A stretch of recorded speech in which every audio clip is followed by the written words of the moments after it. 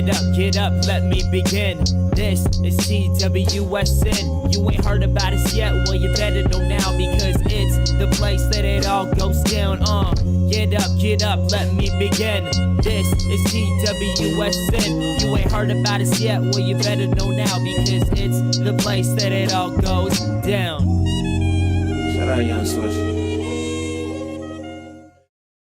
Thank you guys for tuning in to another episode of the Sit Down Morning Show with Malik Wright. I'm your host, Malik Wright. Joined by my co-host always is Daniel Alameda. We got a lot of stuff to get into. But before we do us a favor, give this video a like, subscribe to the channel, turn on post notifications so you guys don't miss when we go live, when we upload content. And what do you know? We've started on time. We've started on time. But, you know, I'll tell you what's not on time. The Bengals defense. The Bengals defense has never been on time this season, and we're going to get into all of that. I've got a lot to say. Obviously, we no longer do the direct recaps right after the game, but I've got to feel like heads have to roll after that performance yesterday. Now, contrary to belief, there are some folks out there. We're going to get to the Al Golden talk, but there are some folks out there that say Zack Taylor's offense is putting up 40 points a game. They're averaging 400 plus yards, yada, yada, yada, XYZ. We're going to get very deep. We're going to have a detailed conversation. But I would just say this. I've said this the last few weeks. Your job is the head coach of the football team. Your job is not the offensive play caller, which means you are in charge of the entire team in totality, the offense, the defense, the special team. So if one unit cease to do their job, it is up to you to then step in, because at the end of the day, it's all going to fall back on you. You are the decision maker that brought this defensive coordinator in. It is all going to fall back on you. You have to find a way to get the most out of talent that you have. Now, for me, the talent that the Bengals have, let's be honest with ourselves, outside of Trey Hendrickson, DJ Turner, it's not a lot to really hang our hat on. And this is deeper than the coaching staff. That is a front office issue. That's a Duke Tobin issue. That's a Brown family issue. That's a Blackburn family issue. But before you can get to that, you have to address the elephant in the room, right? There's no quick fix to this right here. There's no quick fix to this. The quick fix isn't firing Duke Tobin right now, even though I'm not against that. The quick fix isn't bringing in a new general manager right now, even though I'm not against that. If you're not a solution, you're a part of the problem. So right now you have to make a decision. Somebody's going to be the scapegoat. Someone has to answer for this. If it's Zack Taylor, well, I don't consider that a scapegoat. If it's Al Golden, well, he could probably be considered a scapegoat, although it is his defensive unit and he did not draft these players. These are the players that he has been given essentially to work with. But at the end of the day, someone's got to answer for this monstrosity out there before we even get to the offseason, before we could tackle the bigger issues. And I'm excited to talk about those things. But Daniel, I want to get your thoughts so far. Yeah, man. I mean, this is hilarious. And just being on the show, once again, we appreciate everybody watching. And I always have fun doing this. And even during this, Malik, where I'm going to start off with this is I'm having fun watching these games. And I know that may sound crazy because they are losing, but it is entertaining. Right? This is entertainment. I'm watching a football team that's putting up some of the craziest games I've ever seen. Right? And not only that, but they're putting up some of the best individual performances that I've seen. T. Higgins has had that was a top 3 game in his career. Had one of the best catches I've seen from a Bengal over the past 10 years. You got guys like Joe Flacco. The stat line I know is towards the end of the game, but that was a career game for Joe Flacco. We are watching some of the best games. You look at the New York Jets game last week. The offense is humming, and that's where the conversation starts for me, because this has been a stretch of a couple years. You go and look at last year, it was the same thing, and that is the story that is being told right now. That is the story as of right now. If we can go 10 years in the future, when we look back on this specific era, that is the story. A fantastic offense, a team that has all the potential in the world, that has 2 of the best receivers in the NFL, that can't put it all together. And that's where it starts for me, because this game was all over the place, right? You go out, you get a kickoff return for a touchdown. You get a blocked field goal. You get an onside kick recovery, and you don't win the game. Like, that is the story for this game. That is the story of the New York Jets game. These crazy plays that are happening. When have those three things all happened in one game? And when have those three things happened and you lost the football game? So that is the state of the Bengals right now. They are 3-6. And you are having all these plays go your way, but you can't pull out the wins. And that's where the conversation, it has to fall on a Zack Taylor. And that's where I will start, because I can pinpoint a couple things from this game. First off, the challenge. And I understand it may have been, the decision in Zack Taylor's mind. We need to challenge this. But at the end of the day, it was the wrong decision. You think so? It was. I think I disagree. Okay. Let me tell you why.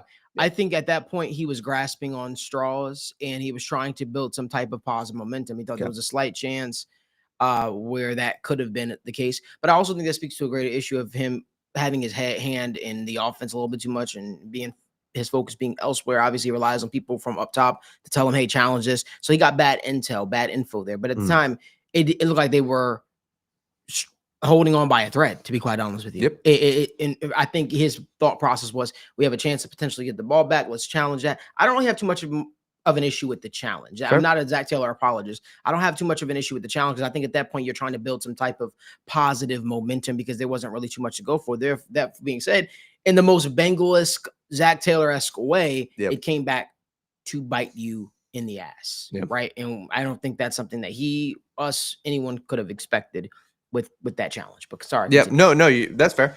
But I just look at this, and I'll even go to the field goal for me. I think that it just shows for me, and at this point, what I'm kind of bringing upon is I do believe Zack Taylor's got too much on his plate. That whole sequence of 4th down and are we going for, or are we kicking the field goal? I believe that missed field goal was a result of that. You go out and you roll out those guys for 8 seconds. You don't let Evan McPherson get in here.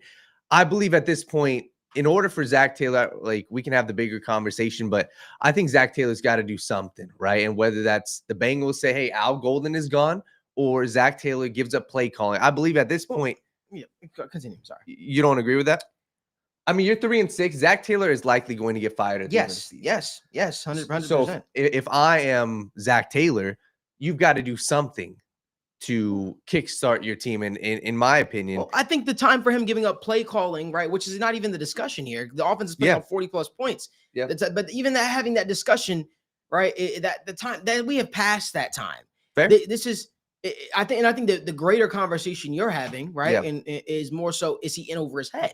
Yes. And I think we've always felt he was in over his head. Yeah. We've always felt like he might have been in over his head. But now this season is too far gone to even discuss the ramifications of giving up play calling, when play calling offensively is not the issue. The issue at hand right now is your football team can't find a way to string together wins. And to me, listen, while everybody's praising Zack Taylor, Joe Flacco had the greatest game of his career. Ask yourself a question for a second. Hear me out, because we got very, very smart people in the group chat. We've got very, very smart people who tune into the show. We got very, very smart people that are on the show. Ask yourself this: in Joe Flacco's 18-year career, why did he just have the most passing yards in his career?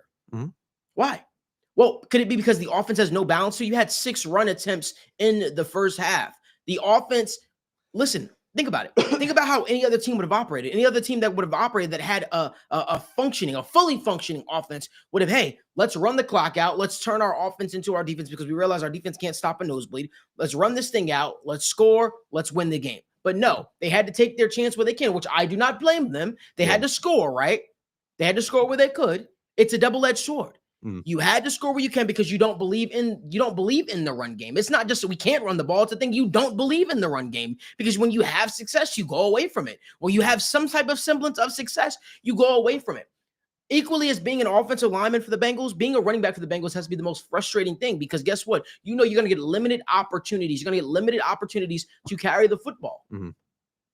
Right? If any other team would have said, hey, we're going to rely on our big play receivers, then we're going to hand the ball off to our running backs, drain the clock, win this game, walk off. But instead, what did you do? You leave the Bears with 45 seconds, 35, whatever it was, to come back and win the game, because you have no faith in your defense. You have no faith in your defense. And guess what? You have no running game. So therefore, your pass game becomes everything. So that's why while everyone praises the amount of yards Joe Flacco has, I think about the lack of the lack of balance on the offense and how that comes. Having no running game comes back to hurt you. Having no running game comes back to hurt you. And that's not a play calling thing. That is a fundamental issue. We have Bill Lazor at head coach right now. That's what it is. Right? That's not giving the defense the best opportunity to put you in a position to win. So at my point, you can't be the fucking offense at being like, well, I'm mad at these guys because these guys didn't put them away. Okay. Well, we know the defense was sucked. You keep coming outside of your house each and every single day. You get smacked in your face. Are you going to be shocked and be like, oh my God, I don't know why I keep getting smacked in the face? Because you keep coming outside your house and you're letting the same dude that you see each and every single day, you keep walking up on that same side of the street. And you know when he sees you, he's going to smack the shit out you. You know he is. So what should you do? Maybe stay inside your house across the street when you see him. Don't walk past him. You know the defense is bad. That's not a shock. That's not a shock. The defense is bad. Why are we shocked by that? Why are we like, oh my God, we can't believe Jordan Battle can't tackle. Oh my God, we can't believe why these guys let Colson Loveland score a pass. Why are we shocked by that? It has been the MO. It has been the MO. Why are we shocked by that?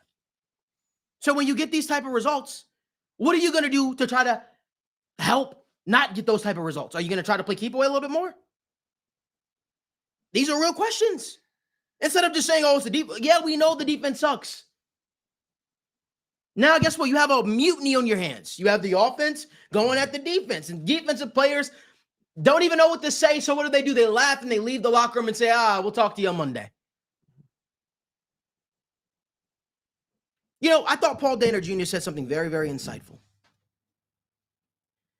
He said, the Bengals construct a defense for a defense that will give them issues as opposed to the rest of the NFL. The too high safeties. Look, he said that's probably where they struggle. They build a defense based on that versus on putting players in, which is why the defense has bright spots in training camp against the offense.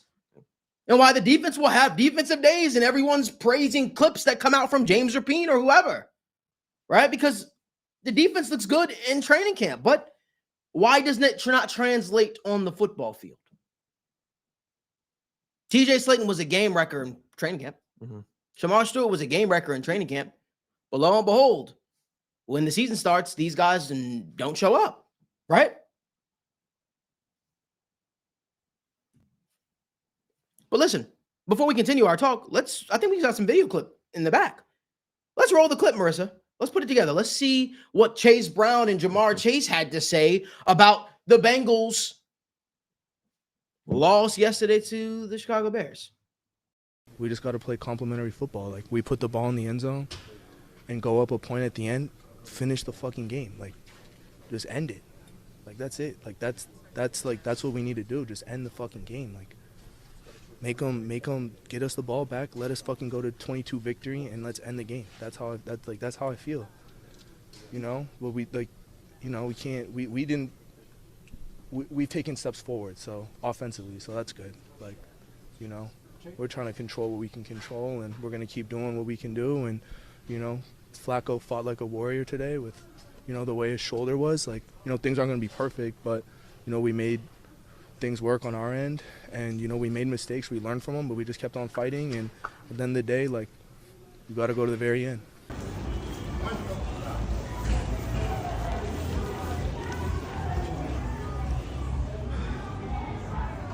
Totally different responses to this entire debacle. Two totally different responses.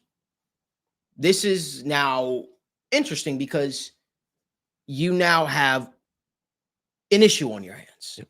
The culture that you talk so much about building up, well, it's now breaking right before your very own eyes. I don't even know if we put in Chase's full response, where Chase pretty much said in his other video, he said, hey, I'm not going to call out the defense because I don't want anyone calling me out about my job. So we got Ja'Marr Chase's response going into the locker room, but we didn't get the response when he wasn't fully in the locker room, and we'll do better about that.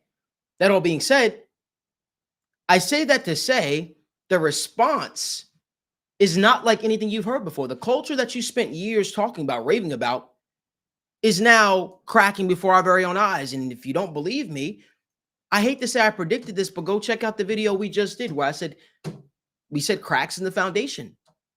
And now the cracks in the foundation are rearing their ugly head. And to me, that speaks to much more greater issues that the Bengals are faced with right now. Daniel, what are your thoughts?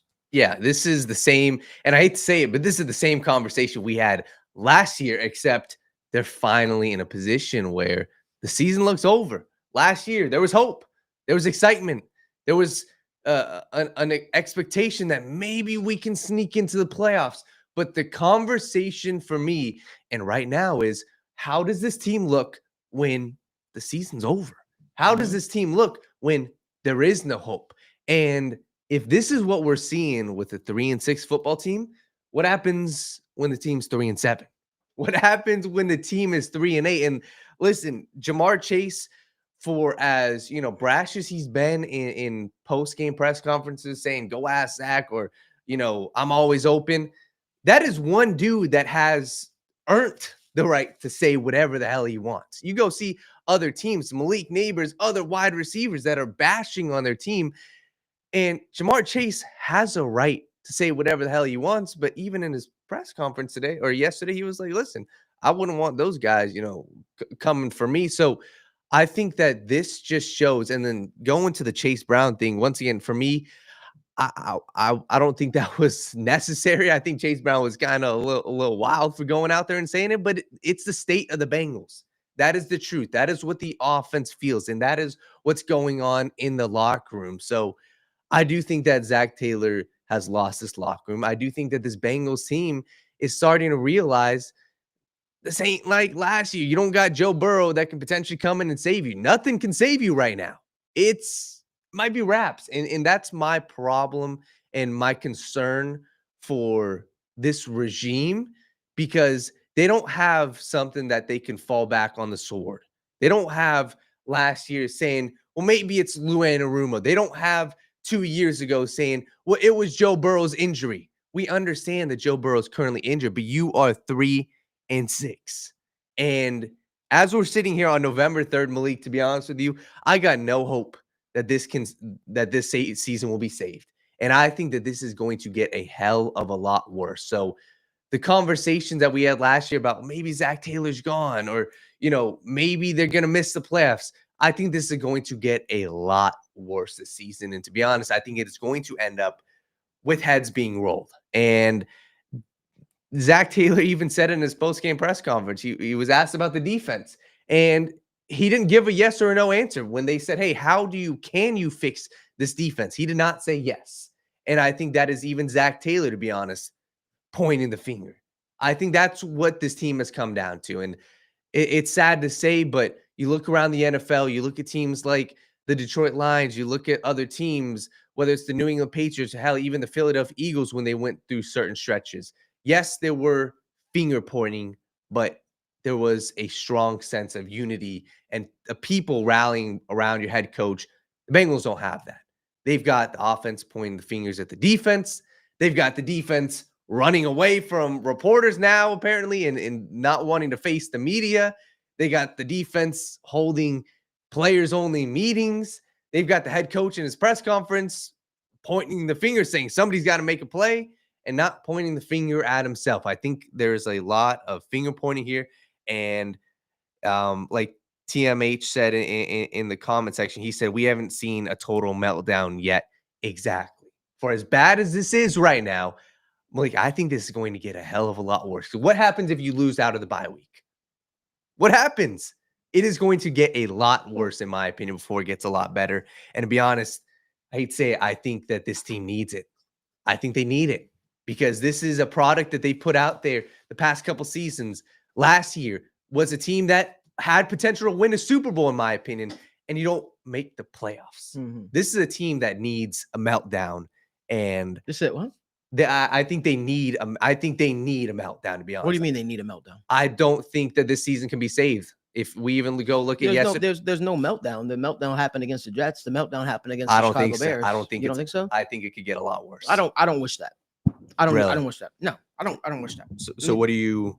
So let me tell you why I don't wish that, because I think that there are pillars on this team that you have to rely on. Yeah. I think that you don't want a complete locker room meltdown where you have irreparable, I would say, relationships. I don't think we need that. Yeah. I think what you need is you need to signal in and say that maybe change is needed in totality. Okay. I don't need players going at each other. I don't like to see offensive players calling out defensive players, because unless you plan to swap out the entire defense, some of those faces are going to be here next year. And then you get a lot of hurt feelings, and you get a lot. Listen, winning cures all. We get that. I think the meltdown happened, though. I think the foundations and the cracks have shown. And this is what happens when you lose. Somebody said, where's the defensive pillars? I agree. I didn't say that we have defensive pillars on this team outside of Trey Hendrickson, which you got to figure out what you want to do with that. But what I said is you have offensive player, you have pillars, you have foundational pieces on this team, namely in the offense, on the special teams, and you will still have defensive players that are going to be here next year. Some of them that are young. And if you create a culture that is toxic like this, relationships get broken. Right. And then who's going to fix that? I don't know if anyone can fix players going at each other when things start to turn really, really sour. And I don't wish to see that. Yeah. What I do think is going to happen, though, is I think that you're seeing right before our very own eyes. Hey, listen, if Zack Taylor gets rid of, make no mistake about it, the Bengals get rid of Al Golden, Zack Taylor's on his way out as well, because that was a Zack Taylor hire. Here's my fear, and here's what always was my fear was. I know that the players were a big part of the issue. Yep. The execution was a big part of the issue. My antennas went up. Nobody else really talked about it. But when they were saying the playbook was too much, my antennas went up. I became fearful, because when you have players that are doing that, that tells me we don't have players that are dedicated to their craft. We have players that are more interested in doing extracurricular things outside of the world of football and not being a pro. So you basically said this man's defense was so difficult. Here's what my fear was, guys. And this is a genuine fear. And this is not to say 𝗬𝗏𝗏 is some great defensive master mind or nothing like that. But I do believe 𝗬𝗏𝗏 was better than Al Golden. And I think what happened was you basically paid for a similar defense, right? Similar style of defense in which Al Golden runs to 𝗬𝗏𝗏, and you're having the same issues, if not more, because you have the worst ranked defense in football. That's what I'm seeing before our very, very own eyes. This feels like when the Patriots fired Bill Belichick and hired Gerard Mayo. Because, well, we fired him because we fired him when we hired Gerard Mayo, because Gerard Mayo is basically the second coming of Bill Belichick. He's very similar. He's the closest to Bill Belichick, but I thought you were getting rid of Bill Belichick because his ways were outdated and didn't work anymore. Al Golden and Lou run a very similar style defense. Al drops his defensive ends in the coverage a little bit more than Lou does. Very similar style, but I felt like you had the real thing at home. Why'd you get rid of the real thing just to bring in a guy who came from the exact same defense essentially as him, as a linebackers coach, right? Why? Because his playbook was less intricate. It was more watered down. That's where my thought process went. When they were saying this, I said, okay, you brought in Al Golden. How much different is Al Golden's defense going to be to lose? And now we're shocked by the result we get. Daniel. Yeah, this defense sucks, man. That's the truth. And like I said, I think just going back to your point of, where do they go from here? Like, and this goes to the point that we were discussing, like, I do think that it can get worse, and I think that something has to change. And I don't think that a win is just going to cure it. And I don't know if I can see this stretch of the Steelers game, the Patriots game, Ravens, Buffalo, Ravens without Joe Burrow. I don't see how this can get fixed without a move being made. And I think that goes to the bigger question of what needs to change? And I hate to say it, but I do think that this regime, I think that the head coach, I think it's over, man. I do.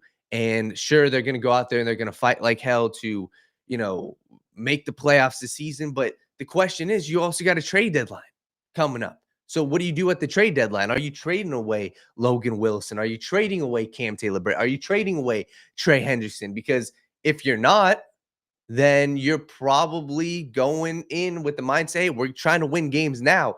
But is that putting your team in the best possible position to succeed in the future? I don't know. That is the question I have right now. That's where I am currently going back and forth. Because sure, for me, like I look at Trey Hendrickson and Logan Wilson, I would love to go out there and get draft picks. But what does that spell for this current team right now? If we go out there and we trade, and I'm talking like if I'm the Bengals and we trade away Trey and we trade away Logan, I do think that helps your team in the future, but that's going to put you at 3-7, put you at 3-8, and that is going to cause more turmoil in the locker room. That is going to cause more of these Chase Brown press conferences. That is going to cause Ja'Marr Chase having something to say, and that is the truth, and that is a harsh reality to where I'm concerned about this Bengals team, because how do you fix this, right? And I don't think that this team can be fixed for the season.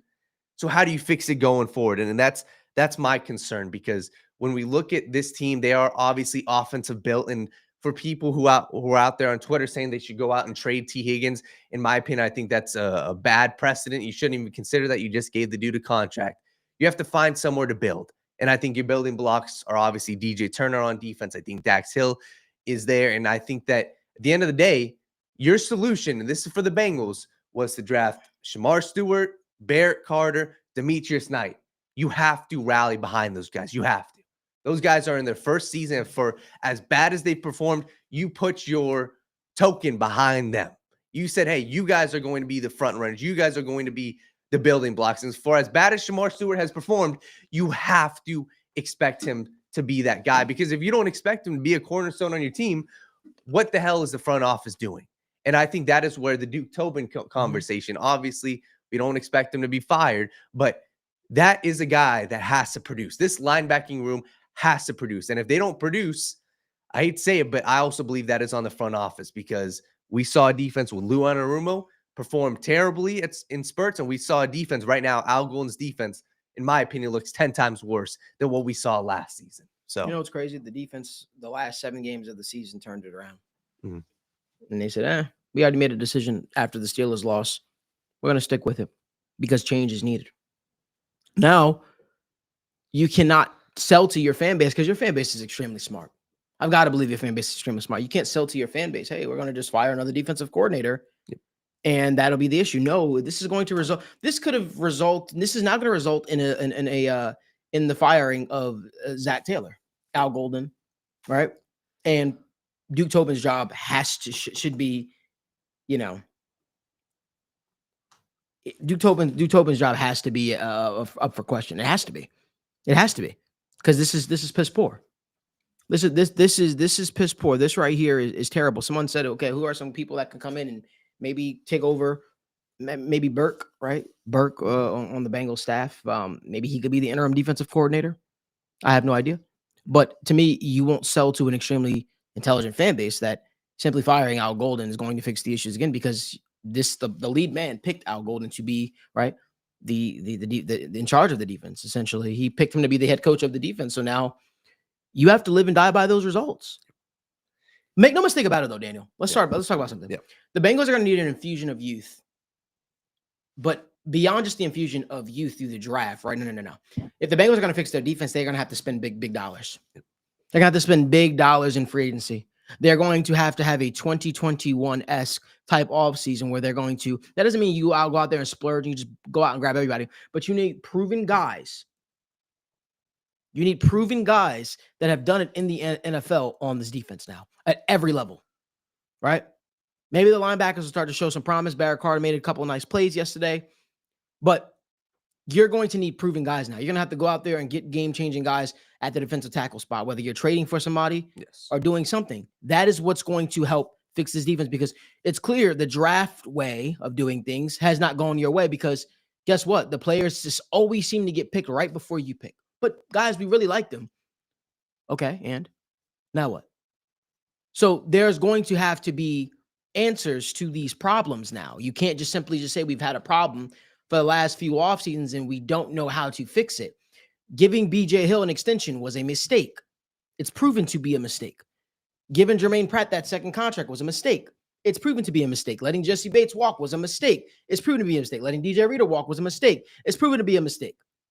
Out of all people that you picked to die on a hill, about 30 years old, different players, you decide to break that with BJ Hill. Mm-hmm. And no doubt, he's made some very nice plays for the Bengals over the years. Very fond of BJ Hill. The big play he made against Patrick Mahomes in the AFC Championship game to help propel the Bengals to a comeback. Very fond of BJ Hill, but he is not, he wasn't a can't-miss player, a gotta-have player. And now you're faced with the same issues where you don't have a game-changing player on the interior of the defensive line, and you're shell-shocked. You're asking yourself, why? You know what I see, guys? I see a bunch of guys that are very similar players on the defensive line. You know, I talked about this years ago when it came to the receiving core. I said outside of Jamar Chase, T. Higgins, they had a bunch of receivers that were very similar, right? This is before Yoshi Voss was here and all that. We had Trent Taylor. Then they had Trent, what's his name? There was Trent Taylor. Then it was Trenton Irwin. Yeah. There was just a bunch of receivers that were very similar on the roster. There was nobody that was really standing out. Tyler Boyd, like there was nobody that was really different. And I see that a lot along the line of the interior defensive line, right? Mm-hmm. And you could tell they are not happy with the defensive tackle position, which is why they keep attacking it over and over again. Jordan Jefferson, Chris Jenkins, Mike Pennell, who's no longer here, McKinley Jackson, BJ Hill, all fit into a melting pot of Chris Jenkins, BJ Hill, similar, whatever. But they're all similar. It's all similar. So what are you going to do? What are you going to try and do to get the most out of this group? Well, you have to go out there and have to swing for the fences, whether you're trading for somebody or doing something in free agency to try and up this, because clearly it's not working. They need different on the defensive tackle. They need to make that position the utmost priority, because guess what? We will never know how talented of an edge any of these guys could potentially be if you got nobody in the middle that could provide a bunch of pressure or at least take a box to make their life a little bit easier. You could be as talented as an edge as you want to be. If teams are double teaming you, chipping you, hitting you to the side, guess what? You're productive, which makes what Trey Hendrickson has been doing so even much more impressive.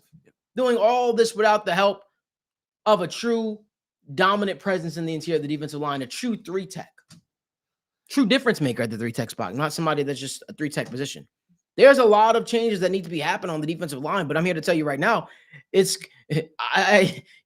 we sit and we talk to these guys at the combine like we do each and every single year, hopefully it's maybe a different face, not 𝗬𝗏𝗏 this year, but probably going to be 𝗬𝗏𝗏 this year. You hope that the thought process is, hey, we're going to be aggressive at the defensive tackle spot. The same way they were quote unquote aggressive at the tight end spot. The same way they've been aggressive at fixing the quote unquote offensive line. Like these are things that they need to do, and not just grab guys that have been cut and say, well, we picked up a guy off a waiver wire, so it just didn't work out. Well, you go out there and you try to provide answers to the questions. I know elite three techs don't grow on trees. I get that. But the teams that really want to win, they go out there and they make it happen for themselves, Daniel. Totally. And I like this point that we're on, because we're analyzing how specifically can they fix this defense.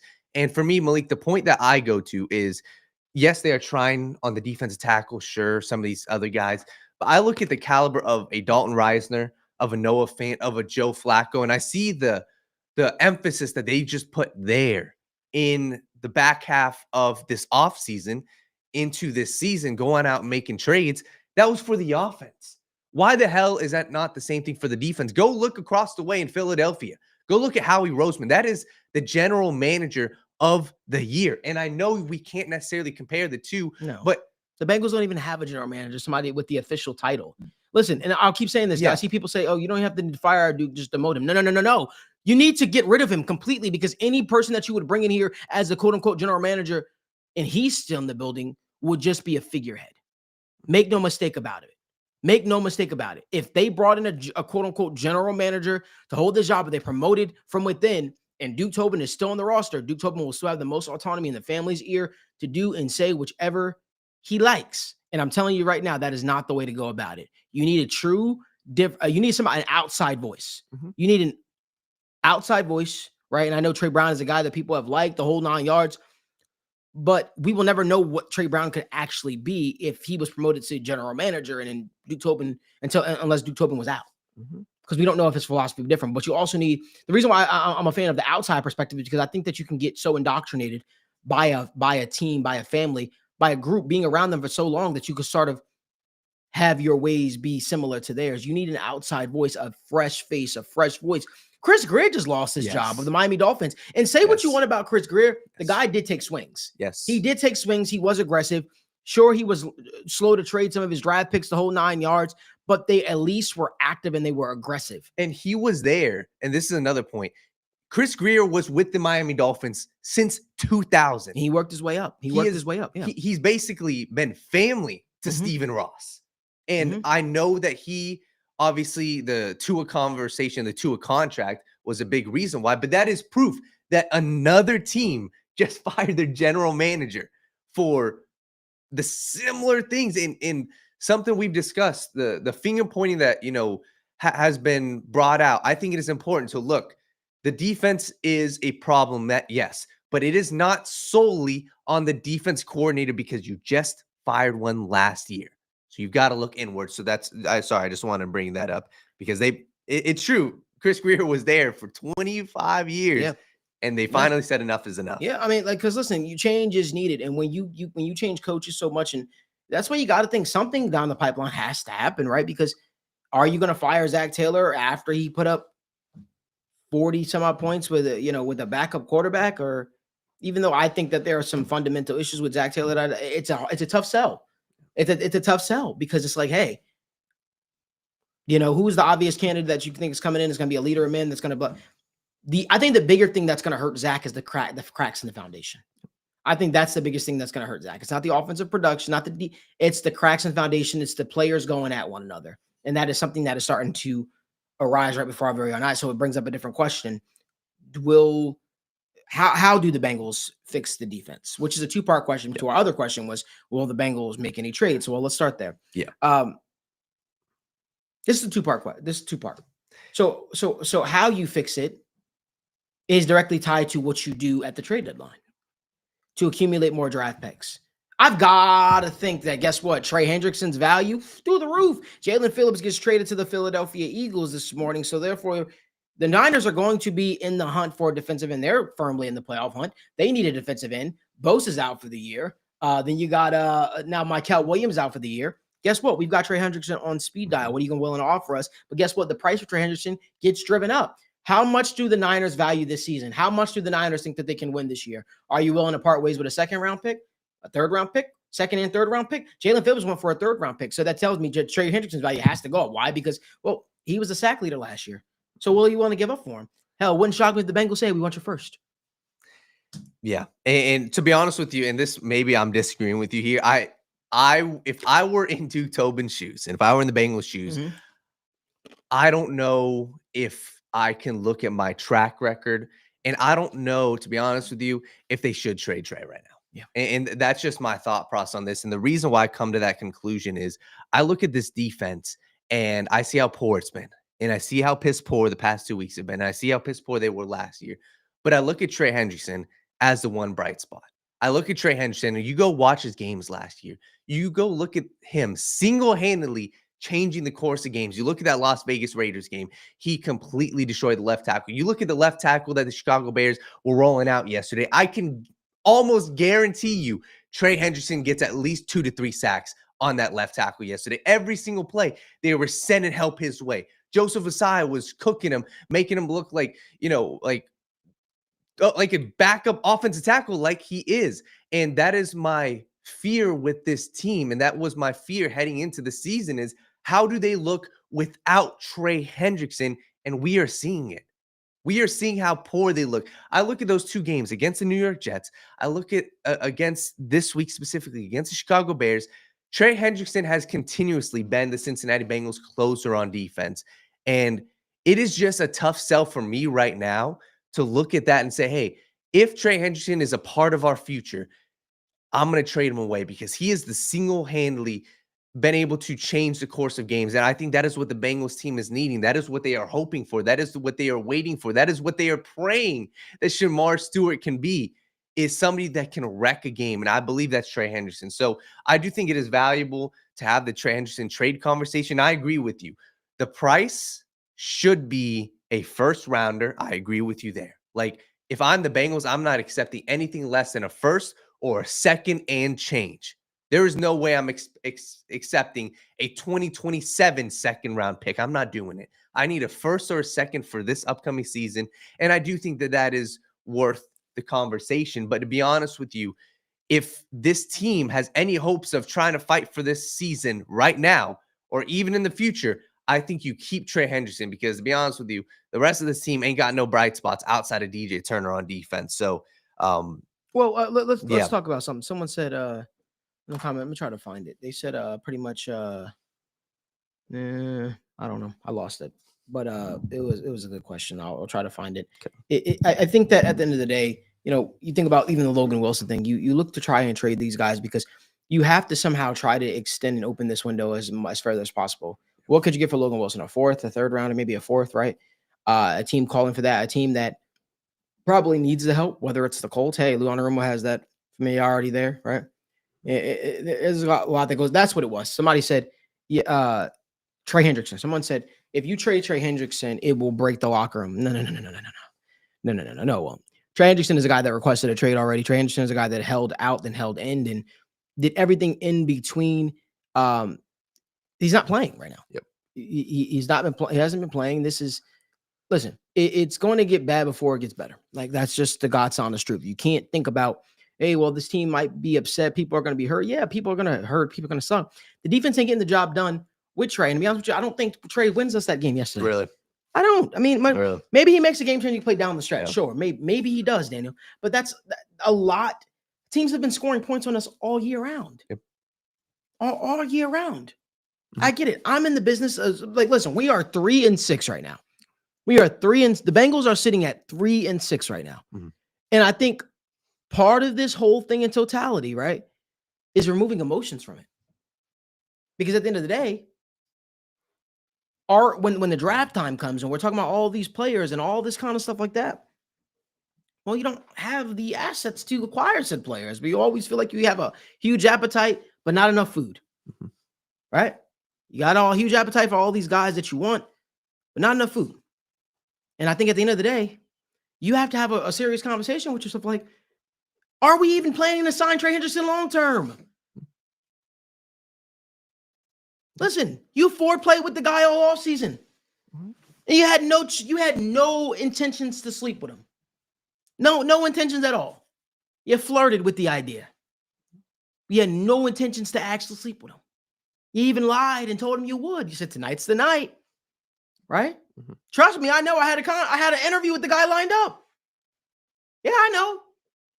3-year deal, 2 years guaranteed. The whole yeah. You said that, and you pulled it back. The last contract offer you sent was not what you told him it was going to be. So what happened? The guy got up and left, went to Florida. Then to make everyone happy, you pretty much just gave him a new more contract, a year contract with more money on it. That's it.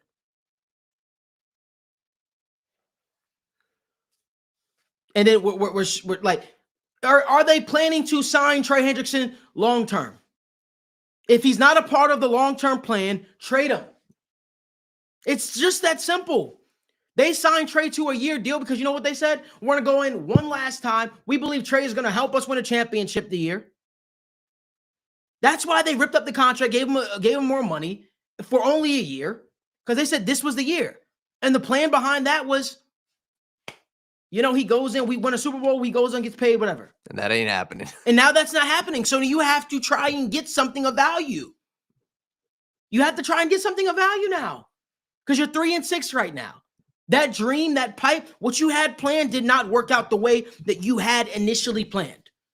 So now you have to trade said player, get more assets to help you in the long run. Why excuse my French, why would you essentially keep someone, right? Why would you keep someone if you know at the end of the year you're going to break up with them? Why would you buy gold chains and gifts and all this stuff if you know at the end of the year I'm going to break up with you? Why do it? You trade them. It's not that smart. It's not that tough to think about. This is how operating franchises do. And guess what? Being willing to move off of an issue or a quote unquote mistake when you realize you made it is important. You said, hey, we went out there and we grabbed, the Ravens said, hey, we went out and we signed, what is him? Jair Alexander. Didn't work out. They traded him.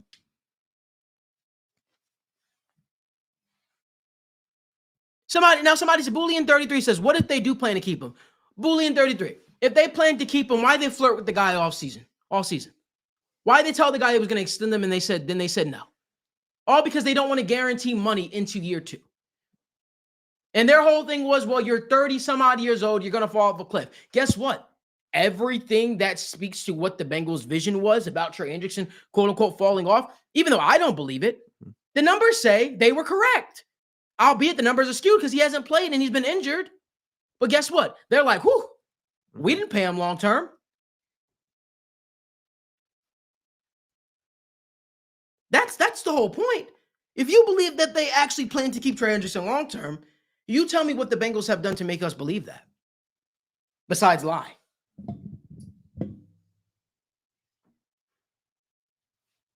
The fact of the matter is Trey Hendrickson is not a part of the long-term plans, and no one's willing to say it. He's not. He's not a part of it. You know who told him who was a part of the long-term plans? Ja'Marr Chase. You know who's a part of the long-term plans? Joe Burrow. You want to know how I know that?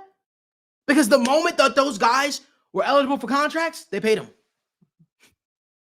They paid them. They didn't even let it get to a really tense situation, even though the Ja'Marr thing got weird because the Bengals lied to him last offseason.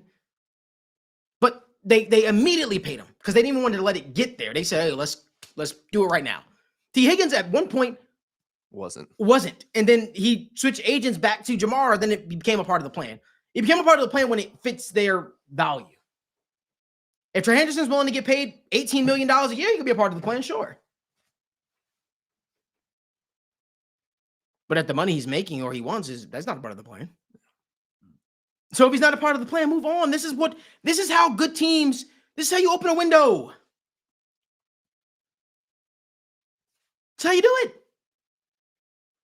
You think forwardly. You think ahead. I don't think it's rocket science, guys. Daniel. Yeah, I agree. And this is where I'm really torn on these two, because if you go out and trade Trey, you're getting a first or second and a third, let's say. If you trade Trey, that means you're heading into this offseason, hopefully with a top 10 pick. I think that's where the season is kind of going. You're needing a safety, an elite caliber safety. You're needing an elite caliber defensive tackle, and you're needing a new edge rusher. That's what you need.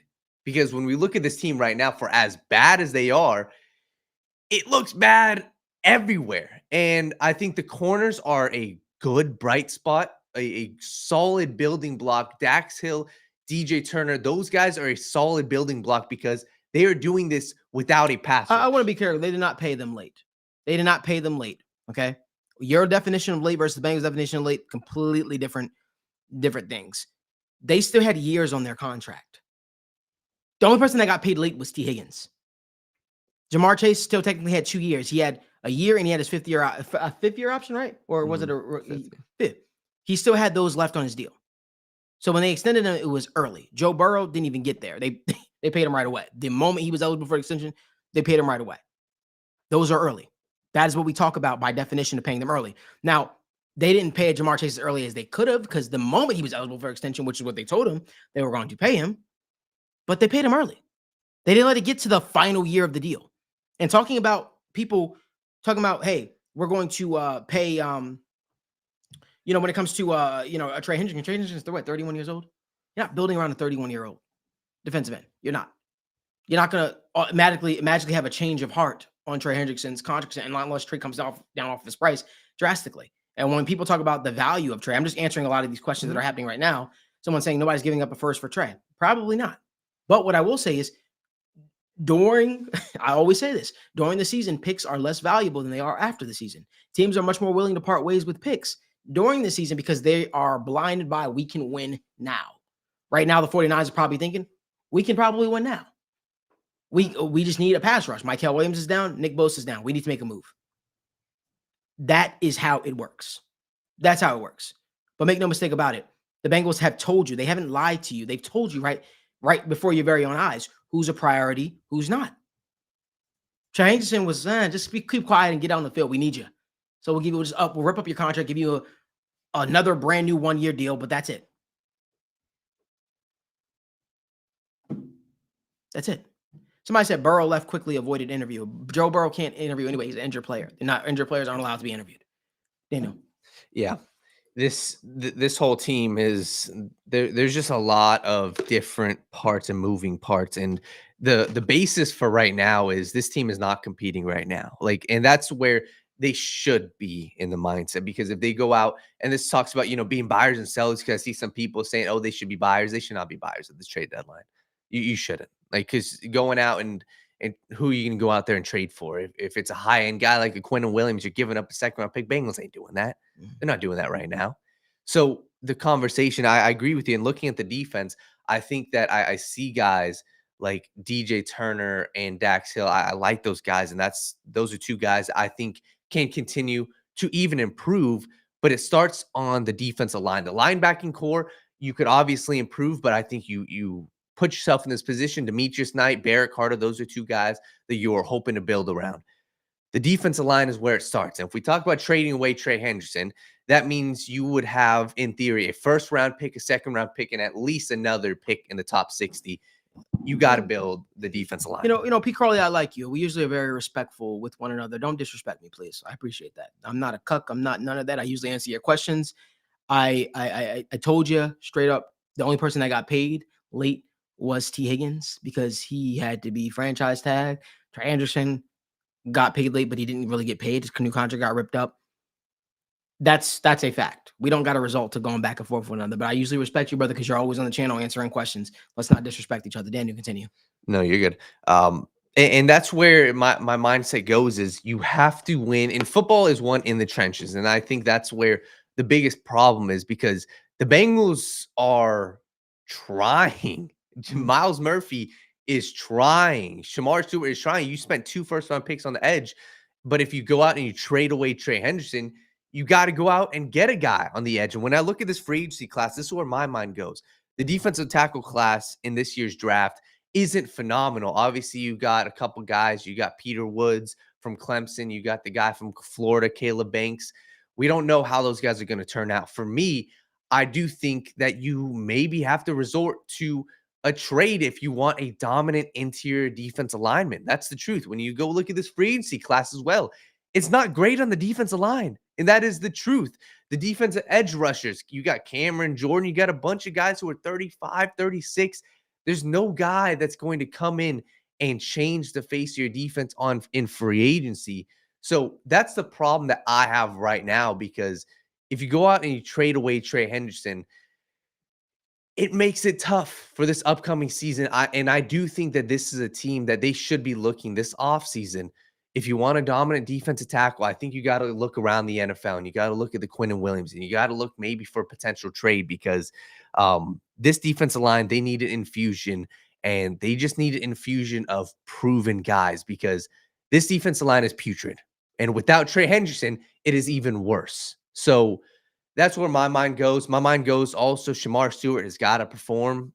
Like I said, you drafted that guy, but it is a very difficult thing right now for me to look at. If they trade Trey Hendrickson, there is a lot of moving parts that need to be changed, because I don't know if I trust this Bengals team to go into the draft with a first round, second round, and another second rounder and hit on these picks to completely change the face of this defensive line room. So those are the positions I'm looking at. Like I said, even safety, we didn't really touch on it, but this game showed a lot, in my opinion. I mean, Jordan Battle made some nice plays, but you need somebody. Geno Stone is not the future at the safety position. So maybe that is Caleb Downs in the draft. Or maybe you go looking into free agency. But safety is a position, if I'm in the Bengals front office, Malik, I am 1,000% circling because time and time again, look at the Steelers game. You could have lost that game, and Geno Stone messed up big time. You go look at this game. Jordan Battle, Geno Stone messed up big time. And at this point, those guys are fine. Jordan Battle is fine. But I believe you need a game changer on defense. And if you trade away Trey Hendrickson, this defense doesn't have any game changers. They have some solid pieces you can build around, but you don't have any game changers. So that either means you select one with the top 10 pick or you go out and trade for one. But if they trade away Trey Hendrickson, Malik, I think that they have a lot of work to do. Hear me out. Listen, guys, I'm right there with you. I love Trey Hendrickson. He's an awesome dude. Great time speaking with him. Like, if it was me, if I was owning the franchise, he'd have been paid a long time ago. Yeah. But because of how they operate, it doesn't seem like they have true intentions on making him a part of their long-term plan. So if he's not a part of the long-term plans, do you want to just let him walk in and recoup a third-round pick, a compensatory pick? Is that what you want? Or do you want to get something of potential value for him? That's just where my mind goes, because I'm dealing with the best interest of the Cincinnati Bengals in the most Bengal way of how they operate. If it was me, he would have been paid a long time ago. But yeah, I don't know. No, completely. And I think I agree with you. And just looking at this, my concern, Malik, I do think that there is a world where they don't make a move and they franchise him. And at that point, what message is that sending your team? Yeah. And at the end of the day, the Bengals are putting themselves in this position. So I don't know. And I want to answer Maisha's question. She says, she said the Bengals, let me go back to it. Sorry, I'm trying to find it. She says, they didn't immediately pay Jamar. And what lie did they tell him? They didn't immediately pay him because they told him they would pay him last offseason, right? Not this past one, the last one. They said, hey, we're going to extend you. They were about to. They had the parameters of a contract worked out. Then they got cold feet and said, hey, before we pay you the money, said, go out there and prove it again, essentially. That's why he held in. He was pissed. He went out and had a triple crown season, and then they paid him the money. The reason why I said they paid him a little bit early is because they didn't wait till his contract was fully up, right? He had the 5-year option still. They didn't let him play on it, essentially, and then hit free agent, or then about to hit free agency, and then they franchise tagged him and then paid him. So because he still had a year left on his deal, I said that was a little bit early, because that is still early technically. It's not as early as it could have been, but it's still early. They didn't let that one get out of hand, as they let the T. Higgins thing get out of hand, and as they've let obviously the Trey Hendrickson situation get out of hand. Daniel, any other thoughts on this whole thing, man? But I think if you're going to, I think if you're going to have, if you're going to talk about fixing this defense, man, I think it has to end and start and end there, man. I think it has to involve offloading assets who are not a part of your future long term. And it's a tough conversation. We all like players. We all care about players. That's just my thoughts. Yeah, I agree. And for me, it's really twofold. Like, if I were to make a prediction, Malik, I think that this season, how they fix it, I do think that they make a trade. I think Logan Wilson probably is gone. And I don't necessarily know if Trey is gone, but I think that at the end of the day, there's nothing that they're going to do right now. I do think that Al Golden I think he's going to be gone. And it's a tough reality. I don't know if that happens this week, but I think that this defense is going to see an overhaul this offseason. And like I said, it sucks to say it. And my problem is I think the Bengals may not trade Trey, and I think they may franchise him. And I just don't agree with that. I think I agree with you. So then the money that we're talking about where they could spend more on the defense is now tied into a player that's being franchise tagged. And again, cool with the franchise tag. Are you going to negotiate in good faith? And by good faith, do you have true intentions on signing the guy long term, or what his asking value is? Do you? If not, then what are we doing? Completely. So I'll just leave it at that. Hey, listen, I want to get to our best bets for tonight, NFL, NBA. Daniel, the floor is yours. Yeah, man. So once again, you guys can go down to the Patreon down below. We got our full UFC, NBA, NFL best bets. But for Monday Night Football, I'm going to make this simple. Like, we got a couple player props on the Patreon that we really love, but I'm going to keep this simple. This is a play. It is minus 150. So people may say, Daniel, why the hell are you telling me to take a minus 150? It's because I'm sold on this play. It is because I have looked at this and I see that this is a fantastic matchup. And I'm going to look at the running back for the Dallas Cowboys, Javonte Williams. He has a phenomenal matchup. He is going up against Arizona Cardinals, their defense. it's performed better, but it is not great. And I look at what opposing running backs have done to the Arizona Cardinals. It is absurd what they've been doing. They've played 7 games, and 6 of those a running back has scored a touchdown. And you can point to Alvin Kamara. You can point to every single running back. And the Seattle Seahawks were the one team that didn't, but Zach Charbonnet scored, and it wasn't Kenneth Walker. So I look at Javonte Williams.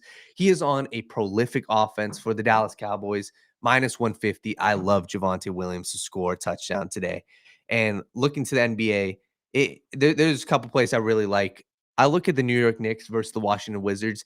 I see a big potential for Jalen Brunson today. I think Jalen Brunson has a phenomenal matchup. The Wizards are the worst defense in the NBA, and it has been proven that they get killed by stars. Paolo Banchero just dropped 28 against them. You had Shea drop 31. You had LaMelo drop 38. Tyrese Maxey drop 39. This defense cannot guard anything. And you look at the franchise guy for the New York Knicks, it is Jalen Brunson. He just went out. He dropped 31 against a great Chicago Bulls defense. Sometimes betting is simplifying it. And for me, I'm taking a terrible matchup in the Wizards, who have the terrible defense. I look at Jalen Brunson. I like his over 30 points. So. Awesome. Love those plays, Daniel. Again, all my plays are going to be on the Patreon. Daniel's plays will be on the Patreon. The QR code is up top below. Hope that you guys subscribe. Last thing I'll say is I see people asking the question, well, who are you getting to replace Trey if you trade Trey? Well, the same could be said if the Bengals don't plan to negotiate in good faith with Trey Hendrickson and sign him long-term, which I have to believe that's the case. Who is replacing Trey Hendrickson? You see how that works? It's twofold. If you don't plan to negotiate with him in good faith, well, you're not going to franchise tag him. Some team is going to offer him a boatload of money in free agency. Who are you planning to replace him with when he inevitably does leave if you don't franchise tag him and extend him long-term? Right? So the same way we asked that about if you trade him, who are you replacing him with? The same could be said as if you let him walk. Who are you replacing him with? I'd rather take my chances on maybe getting a second-round pick. Hell, shoot. Maybe I'll even shoot for a first. Not saying the team will give that up, but I'd rather have something of value maybe, right? Maybe a second and a third versus letting him walk and get a compensatory pick and then still asking that same question. So I'll leave it there. Somebody says, Malik, do you think that they will franchise him? I don't know if they will. I think it would behoove them to. But I also think that the way the season's shaping up, sitting at 3-6 and teams calling for him and being the trade deadline, they might be forced to. You might be forced to. We'll see. But again, if you guys do a favor, give this video a like, subscribe to the channel, turn on post notifications so you guys don't miss when we go live. Remember, we're live with the morning show every single Monday, Thursday, and Friday at 10:30 a.m. Eastern time, right? And then you can catch State of the Jungle each and every single Wednesday at 7 p.m. Eastern time as well. We have merch as well, so if you guys want to get any merch, most certainly can. We've got a bunch of different stuff to choose from. We appreciate you guys for supporting the show as always. Remember, there's only one way you should be waking up, talking sports, debating sports, enjoying your cup of coffee, and that is the right way. We will see you guys on Wednesday for State of the Jungle at 7 p.m. This is TWSN. You ain't heard about us yet, well, you better know now because it's the place that it